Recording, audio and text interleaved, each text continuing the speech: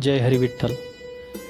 संत एकनाथ हे त्यांचे गुरु जनार्दन स्वामी यांच्याकडे देवगिरीच्या किल्ल्यावर शिक्षणासाठी होते. जनार्दन स्वामी म्हणजेच एकनाथांचे गुरु हे महान दत्तात्रय उपासक होते.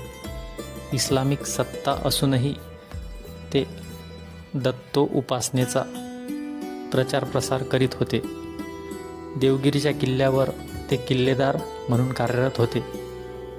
संत एकनाथांनी जेव्हा जनार्दन स्वामींचे शिष्यत्व पत्करले तेव्हा जनार्दन स्वामींनी एकनाथांकडे बरेच महत्त्वाची कामे सोपवलेली होती.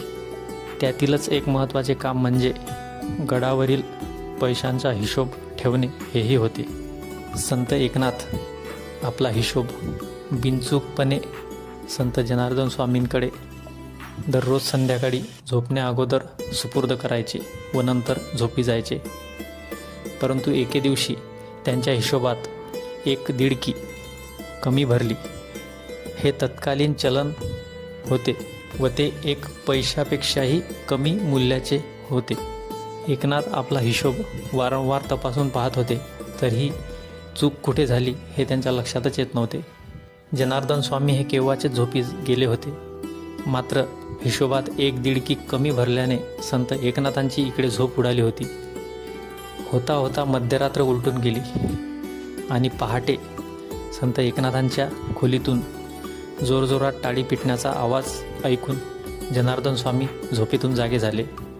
जनार्दन स्वामी संत एकनाथांच्या खोलीत आले तेव्हा एकनाथ जोरजोराने टाळ्या पिटत असल्याचे व हसल्याचे दिसले. तेव्हा जनार्दन स्वामी आपल्या शिष्याला विचारतात की अरे एकनाथा, इतकं आनंदी व्हायला तुला काय झाले? तेव्हा संत एकनाथ शांतपणे उत्तर देतात की गुरुजी, आज हिशोबात एक दिडकी कमी भरत होती, त्यामुळे मला रात्रभर झोप लागली नाही.